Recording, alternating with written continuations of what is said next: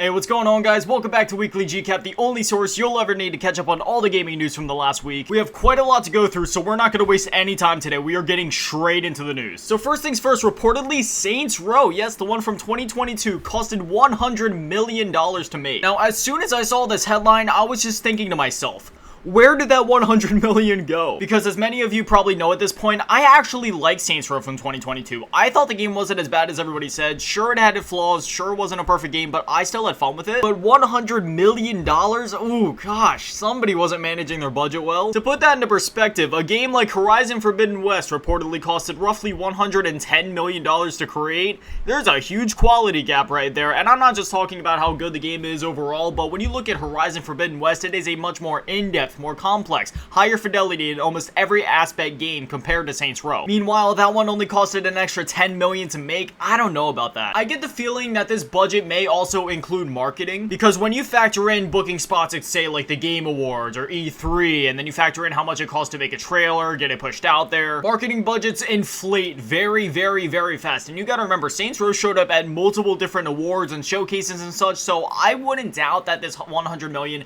may possibly include that. However, if it doesn't include that, and we're literally just strictly talking development costs, $100 million to create Saints Row, yeah, they're not managing their budget so well over there. I'm sorry, but I've seen videos of people making like open world games in Unity for free that came out much better than this one did at $100 million.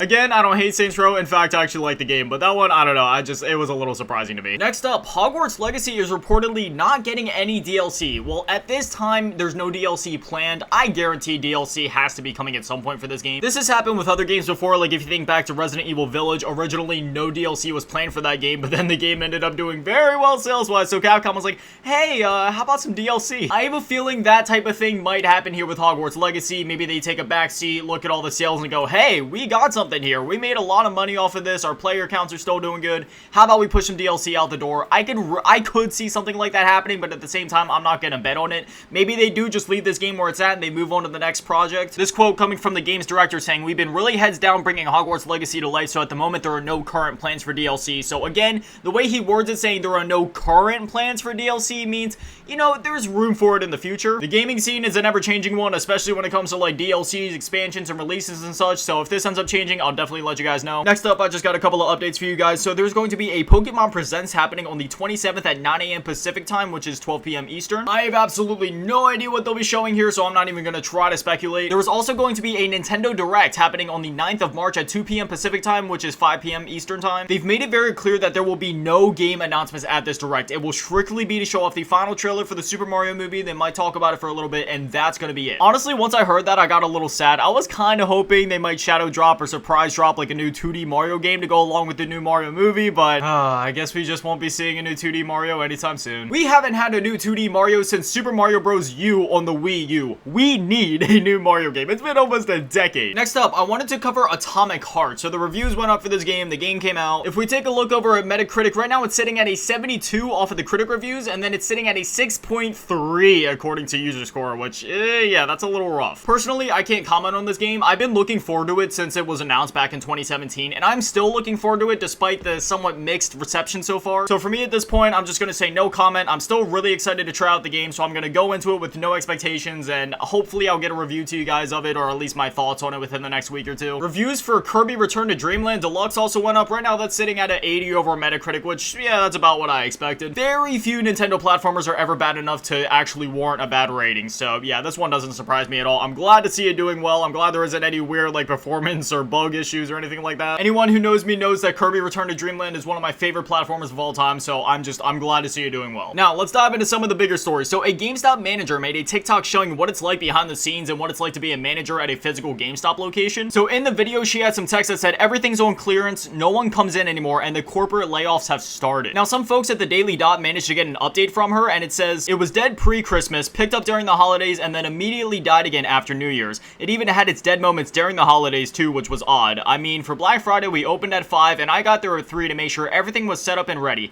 No customers showed up until after 8 AM. Let me just take a quick break here to say, dude, that has to suck. Waking up at like 3 AM, going there, getting everything ready just for nobody to show up till 8 AM.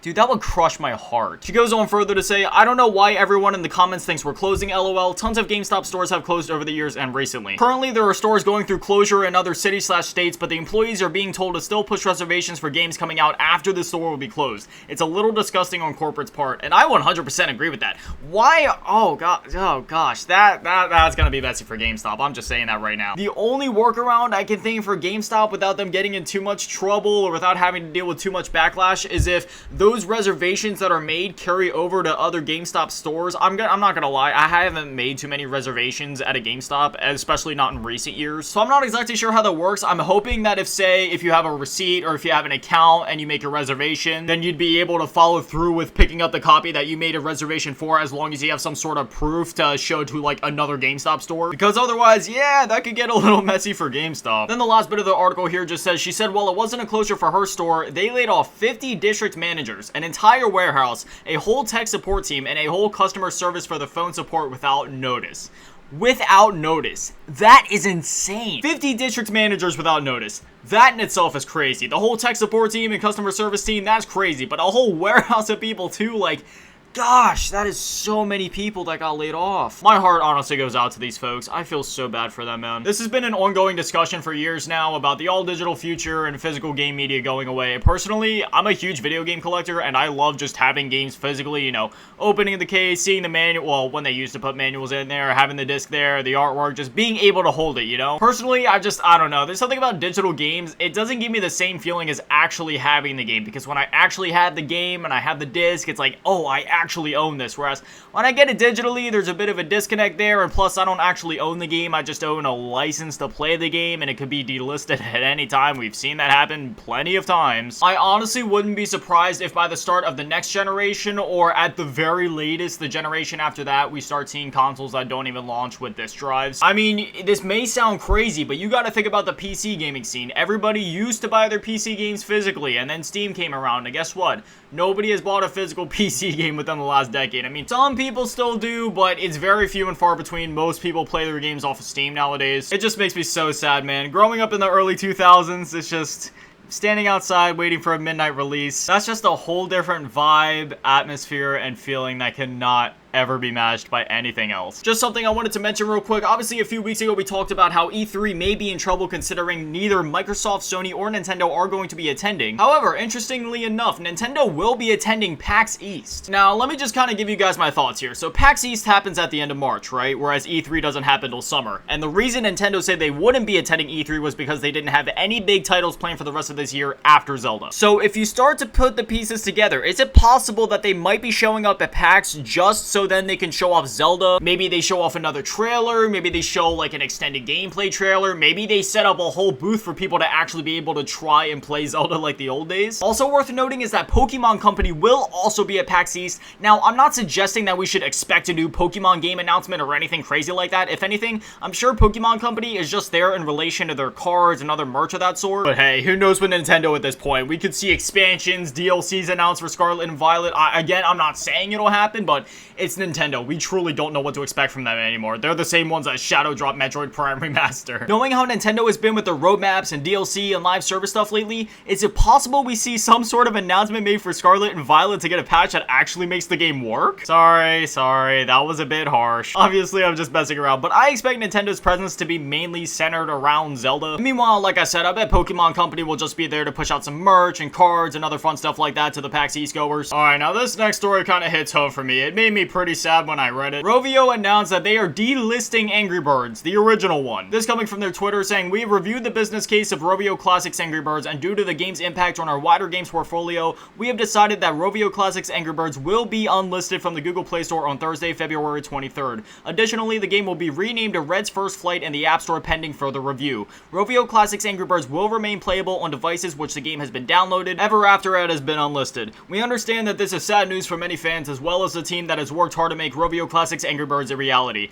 We are extremely grateful to the Angry Birds fans who have shown their love of the brand in this game from the beginning. We hope those fans can continue to bring that passion to our live Angry Birds Slingshot games such as Angry Birds 2, Angry Birds Friends, and Angry Birds Journey, where our goal every day is to craft the best possible experience for players." That is a load of baloney. When they said that they were looking at their wider games portfolio and they were seeing how Rovio Classics Angry Birds was affecting it, do you want to know how it was affecting it? Basically, Rovio Classics Angry Birds, it was a $1 game. It was the traditional Angry Birds experience, Angry Birds 1, the one that we all know and love from back in the day. That game costed $1. There was a $1 entrance fee and there was no microtransactions. So the way they were looking at it was, hey, we could either keep this game up that only gets us $1 every time that somebody purchases it, or we could take it down so then they're forced to download our other games, which are all free to play. However, they're littered with tons of microtransactions that everybody will be wanting to buy. I mean, granted, not everybody is going to be wanting to buy it, but you know how it is. Angry Birds obviously mainly appeals towards kids, and every time kids look into an item shop, for example, like I think Fortnite, and see a shiny new skin, they want it. Same thing applies to Angry Birds. I'm not really sure what the microtransactions are in Angry Birds, but I know for a fact that there are microtransactions in the new Angry Birds games. So what Rovio wants to happen is for kids to open up the item shop on Angry Birds 2 and all these other games and go,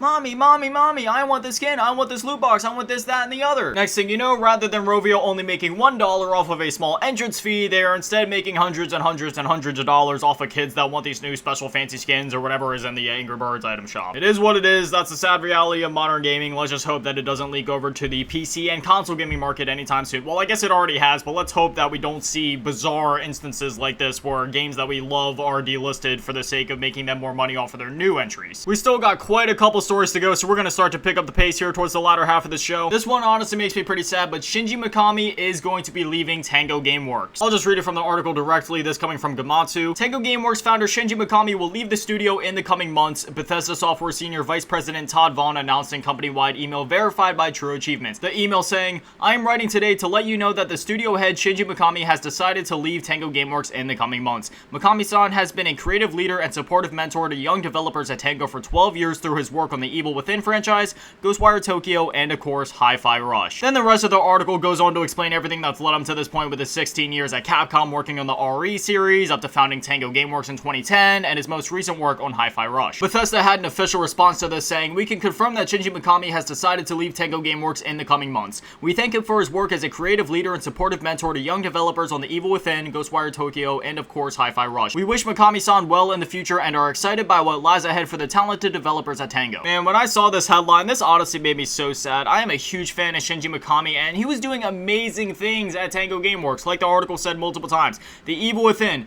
I've been hoping for an Evil Within 3 for so long, and while yes, I guess it could technically still happen, without Shinji Mikami heading it, it wouldn't be the same. And then obviously his work on the Resident Evil series cannot be understated, Resident Evil being one of my favorite franchises of all time. And obviously the Evil Within is very similar to that, so just knowing that he's not there anymore, it really makes me sad. And furthermore, the other games that he was behind were really innovative and were really fun. Again, Ghostwire Tokyo, Hi-Fi Rush, amazing, innovative games. Regardless, Tango Gameworks has put out some amazing games, so I'll definitely be keeping eyes on them, see what they work on next. The same goes for Shinji Mikami. Now that he's left Tango Gameworks, I'll definitely be seeing what he gets up to next. Just to make y'all feel old real quick, 10 years ago, February 20th, 2013, PlayStation announced the PlayStation 4. It's pretty sad considering that I still consider the PlayStation 4 to be a quote-unquote next-gen system, and yet here we are, that is actually a whole generation behind, and that generation is long over. I didn't even get an 8th gen console until 2016, so seeing, you know, these graphics on the PS4 and Xbox One, I'm still taken aback by them. But we're in the next generation now, and once again, I'm very behind. I don't have either of the new systems yet. I remember sitting there thinking like Call of Duty Black Ops 3 was the most advanced graphics I'd ever see, and even now when I turn that game on, I'm like, wow, that looks really freaking good. But it's been 8 years since Black Ops 3. Oh my gosh. The games are only getting crazier and crazier and crazier. For those unfamiliar with gaming, I honestly wouldn't be surprised if you showed them a screenshot or a clip from The Last of Us Part 1 if they'd mistake it for being a movie. I still love the way that Sony announced it on their official Twitter page. All they said was, that's right, -- PlayStation 4. That was it. I must say, Sony did pretty well that generation. The PlayStation 4 is easily one of my favorite consoles of all time. The console itself, it's sleek, the UI, the menus, it feels really homey when you play. You know what I mean? Like, you feel safe. You feel at home when you're using a PS4. And the controller, easily one of my favorite gaming controllers, period. While we're talking about 10-year anniversaries and feeling old, MGR turned 10 just a couple days ago. For those unfamiliar, MGR stands for Metal Gear Rising: Revengeance. This may be a hot take, but Metal Gear Rising is genuinely my favorite Metal Gear game of all time, and also, it's in my top 5 games of all time, period. Anyway, like I said, a few episodes ago, we talked about the MGR 10th anniversary coming up, and in that episode, we speculated on what they might have planned or what they have in store for the 10th anniversary, and well, I'll just read the tweet directly. This coming from the Metal Gear Gear official account on Twitter, to celebrate Metal Gear Rising Revengeance's 10th anniversary, we've sliced 75% off its price on Steam. It's the perfect time to jump into Platinum Games' high-octane hack-and-slash classic and unleash your inner katana-wielding cyborg. They follow that up with the sunglasses emoji, and then there's a link to the Steam page below.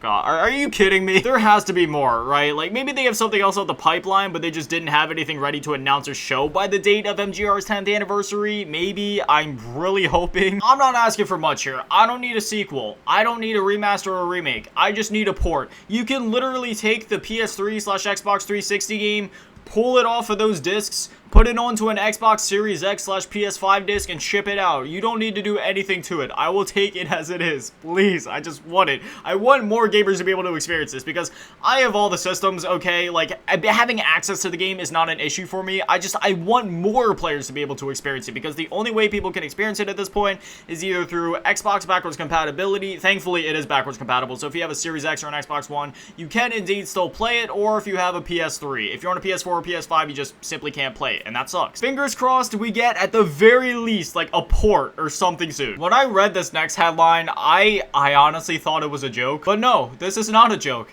Xbox fans were tracking Sony's flight patterns. Alright, so this definitely needs some explanation because just hearing that is probably like, what? So I did some digging to figure out what this was actually all about, and thankfully the headline is a bit of an exaggeration. Basically, the reality of it is there was one analyst who looked into it, and then the conversation and information just kind of spread online amongst Xbox fans from there. Seemingly, it was just one analyst that looked into this, and then they just kind of pointed out like, hey, Sony is at where Xbox is supposed to be at. Maybe there's some sort of hearing or court thing happening or dispute happening. And then the internet, doing what the internet does best, they took it and ran with it. And again, it's still up in the air as to what the Sony execs were doing over there in the first place. I mean, it could have been something related to Microsoft and the whole Activision acquisition thing, or it could have been to visit one of their other studios. I believe that Sucker Punch is over where Sony was visiting. Obviously, Sucker Punch being behind some of Sony's biggest IPs like Ghost of Tsushima and such, so honestly, they could have been over there for anything. I just thought that the headline was too crazy to be believed, but at this point in the acquisition, is there really anything that's too crazy to be believed? Speaking of acquisition stuff, I'll give the usual warning now. If you are tired of hearing about the Microsoft Activision acquisition drama, you are free to click off the video because the rest of this video is going to be nothing but that. In fact, it is going to be 2 pages of script about nothing but that. As I say every week, probably in a week or two, we'll be back talking about the whole Microsoft Activision acquisition drama, and here we are. It's been a week. We have talked about this in basically every single weekly GCAP episode. But anyway, we got a good bit to read, so maybe you want to stand up, stretch, get a drink, go to the bathroom, because this is gonna be a marathon, let me tell you. This is a good 2 pages. So Microsoft has made a deal with Nintendo and NVIDIA that allows Call of Duty to come to their platforms for the next 10 years. This quote coming directly from a Microsoft post: Microsoft and Nintendo have now negotiated and signed a binding 10-year legal agreement to bring Call of Duty to Nintendo players, the same day as Xbox, with full feature and content parity, so they can experience Call of Duty just as Xbox and PlayStation gamers enjoy Call of Duty. We are committed to providing long-term equal access to Call of Duty to other gaming platforms, bringing more choice to more players and more competition to the gaming market. And then later on that day, that same day, Phil Spencer tweeted, we have signed a 10-year agreement with NVIDIA that will allow GeForce Now players to stream Xbox PC games as well as Activision Blizzard PC titles, including COD, following the acquisition.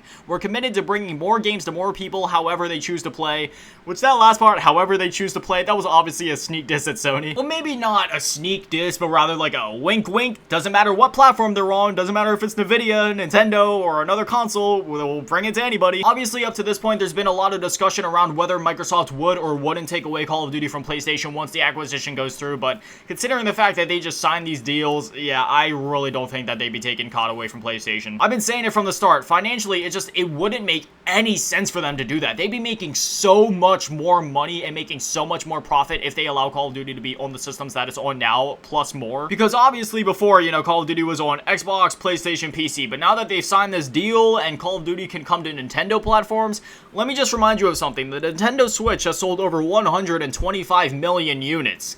I'm not saying all of those people would buy Call of Duty, but a good portion of them probably would. That's a lot of bank. And furthermore, this tweet in itself pushes back against the CMA claims that Microsoft is trying to withhold a monopoly on the cloud gaming scene, considering this deal allows COD, one of, if not the world's biggest gaming franchise, to go to one of their competitors in the cloud scene, that being NVIDIA GeForce Now, and then again allowing it to come to Nintendo Switch, 125 plus million units. That is numbers that the Xbox console can only dream of. I think it's safe to say that Xbox isn't trying to monopolize cloud streaming services, they aren't trying to monopolize the console market, and they definitely aren't trying to monopolize the FPS market like Sony tried saying a while ago, especially considering they just signed a deal that allows COD to come to 125 plus million people that didn't have access to it before, not including the amount of people that use GeForce Now, which is actually quite a bit. It's quite a popular service. That service is also quite popular with the folks that don't feel like clearing up 250 gigabytes just to install Warzone. Now, while I'm sitting here talking about the Switch's sales numbers and stuff, I do need to make one thing clear. I'm not saying that MW2 is coming to the Switch or anything like that, considering the deal never explicitly says that COD is coming to the Switch, but rather that COD is coming to Nintendo's platform. I mean, that would be quite an interesting sight seeing COD on the Switch, but I have a feeling we wouldn't see this plan start to take effect until Nintendo's next system or platform. I mean, it's also possible that maybe older CODs could get a port to the Switch, you know, like Black Ops 2, Black Ops 3, like games that could reasonably run on the Switch. Another possibility is they could even make the brand new Call of Duty titles, including something like, say, MW2, playable through the cloud, which wouldn't be too far outside the realm of possibility considering how many games have launched on the Switch only being playable through the cloud. I think Dying Light 2, Resident Evil Village. Would it be the most optimal or preferred way to play Call of Duty? Obviously not. Playing Call of Duty through a cloud connection. I don't know about that, especially considering, you know, it's a fast-paced competitive shooter. But again, it's not outside the realm of possibility. Anything could happen. The way I see it, this is nothing but good news, and we can only hope that this helps things move along a bit quicker with this deal. As always, we'll probably be talking about this again next week, as this is a story that never sleeps, so I'm sure I'll have an update for you guys on this one next week. One last quick story/announcement. The Sony State of Play is going to be happening today at the time of me recording this, which is yesterday for you guys. I record these episodes Thursday afternoon, so I won't have enough time to do a last-minute edit and include the State of Play recap. However, we will be covering it in the next weekly GCap, and hey, if the State of Play ends up having some huge announcements or showcases, then I'll definitely make a separate video to address it and talk about it as soon as possible. Otherwise, we'll definitely be covering that and doing our usual event recap that we do for literally any other showcase or event that happens at the very start of the next weekly GCap episode to make up for it. But yeah, that's all the stories that I got for you guys this week. Now I want to hear from you guys. What are you thinking about everything that we talked about? Whether it be Saints Row's insane $100 million budget? If you've played Atomic Heart, what are you thinking about it so far? Are you upset about Rovio delisting the original Angry Birds game? And what are your thoughts on the new Microsoft, NVIDIA, and Nintendo agreements? Whatever it is, I'd love to hear from you guys. So that's that. You guys know how it goes by now. This is Weekly GCap, the only source you'll ever need to catch up on all the gaming news from the last week. These videos go live every single Friday at 9 AM Eastern, so if you want to catch them as soon as they go up, well, now you know when to be here. But yeah, that's that. I'll see you guys back here next Friday at 9 AM Eastern for the next episode of Weekly GCap. Thank you guys for watching. Have an amazing day and an amazing weekend. Stay beautiful. I love you all. Peace.